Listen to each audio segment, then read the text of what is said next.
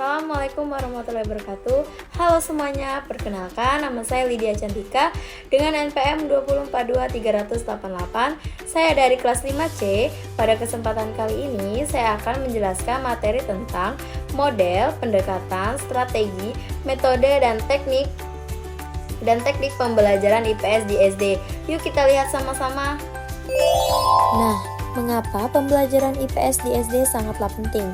Karena memiliki peran krusial dalam membentuk warga negara yang berpengetahuan, bertanggung jawab, dan peduli terhadap lingkungan sosialnya.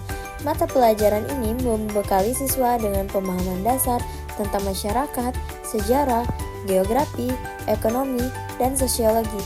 Melalui IPS, siswa diajak untuk mengembangkan keterampilan berpikir kritis, kolaborasi, dan empati. Mereka belajar menganalisis berbagai fenomena sosial, memahami keberagaman budaya, serta mencari solusi untuk permasalahan di sekitar mereka. Selanjutnya, model pembelajaran IPS di SD, yaitu sangatlah penting untuk mengoptimalkan proses belajar mengajar. Nah, yang pertama ada model integratif, yaitu menggabungkan berbagai konsep IPS dan disiplin ilmu yang berbeda untuk membentuk pemahaman yang holistik. Yang kedua yaitu model berbasis masalah. Siswa belajar dengan memecahkan masalah nyata yang relevan dengan kehidupan sehari-hari mereka. Nah, yang ketiga yaitu model inquiry, yaitu mendorong siswa untuk mengajukan pertanyaan, mencari jawaban, dan membangun pengetahuannya sendiri melalui penyelidikan. Nah, yang keempat yaitu ada model kooperatif.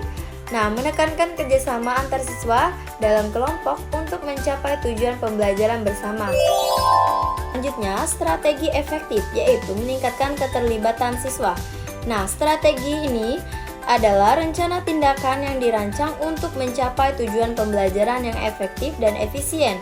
Nah, dalam IPS di SD, strategi ini mampu meningkatkan minat dan partisipasi aktif siswa. Nah, pembelajaran kolaboratif, yaitu siswa bekerja sama dalam kelompok kecil untuk menyelesaikan tugas atau proyek, mempromosikan interaksi dan saling belajar. Nah, bercerita dan simulasi, menghidupkan materi sejarah atau konsep sosial melalui narasi yang menarik atau peran-peran yang dimainkan siswa. Nah, diskusi kelompok yaitu mendorong siswa untuk menyampaikan ide, gagasan, atau pendapat lain dan membangun pemahaman bersama melalui dialog. Nah, gamifikasi yaitu menerapkan elemen permainan dalam pembelajaran untuk meningkatkan motivasi dan keterlibatan siswa. Nah, selanjutnya metode pembelajaran khususnya pada project based learning adalah metode pembelajaran yang memberdayakan siswa untuk memperoleh pengetahuan dan keterampilan melalui proyek-proyek yang kompleks dan bermakna. Dalam konteks IPS di SD, PBL memungkinkan siswa untuk mengeksplorasi isu-isu sosial secara mendalam dan menghasilkan produk nyata. Nah, PBL berpusat pada siswa, mendorong mereka untuk berpikir kritis, memecahkan masalah, dan bekerja sama, dan mengembangkan keterampilan presentasi. Ini adalah pendekatan yang ideal untuk pembelajaran IPS karena memungkinkan siswa untuk menjadi agen perubahan dan di komunikasi mereka sendiri.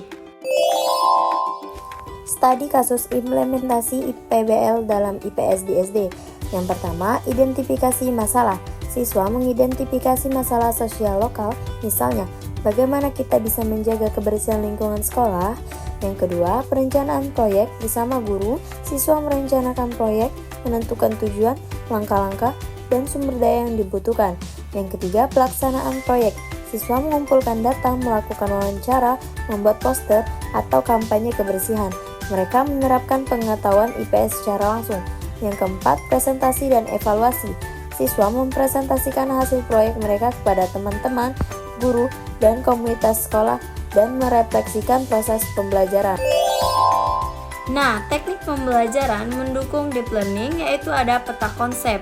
Nah, visualisasi hubungan antar konsep untuk membantu siswa mengorganisir informasi dan melihat gambaran dasar.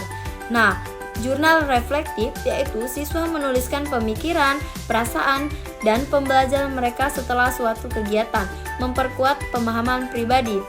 Nah, Socratic questioning yaitu serangkaian pertanyaan terarah yang mendorong siswa untuk mengajar berpikir kritis, menganalisis, dan menggali pemahaman lebih dalam.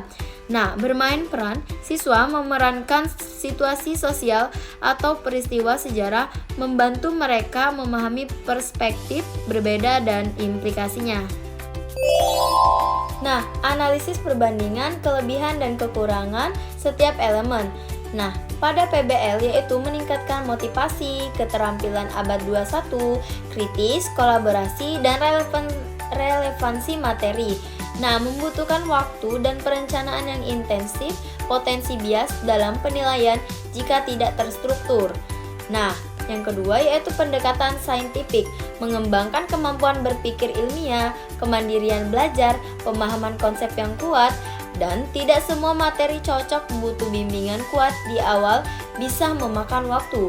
Nah, selanjutnya yaitu deep learning atau teknik pemahaman konsep yang mendalam, transfer pengetahuan, retensi jangka panjang, dan membutuhkan partisipasi aktif siswa, tidak cocok untuk semua jenis materi atau siswa. Nah, kesimpulannya yaitu untuk mencapai tujuan pembelajaran IPS di SD yang optimal, pendekatan holistik dan terintegrasi sangatlah diperlukan. Nah, terintegrasi pendekatan saintifik selalu dorong siswa untuk mengamati, menanya, dan menganalisis fenomena sosial secara ilmiah. Nah, teknik mendukung deep learning yaitu terapkan teknik seperti peta konsep, diskusi, dan jurnal reflektif untuk pemahaman mendalam. Nah, PBL sebagai metode utama gunakan project based learning untuk proyek-proyek IPS yang relevan dan menantang, mengembangkan keterampilan nyata. Nah, fleksibel dan kreativitas, guru harus kreatif dalam mengadaptasi dan mengombinasikan elemen-elemen ini sesuai dengan konteks kelas. Dengan penerapan yang tepat, pembelajaran IPS di SD akan menjadi pengalaman yang menyenangkan dan bermakna, dan mampu membentuk karakter siswa yang komprehensif. Baiklah, itu saja materi yang dapat saya sampaikan. Saya akhiri, wassalamualaikum warahmatullahi wabarakatuh.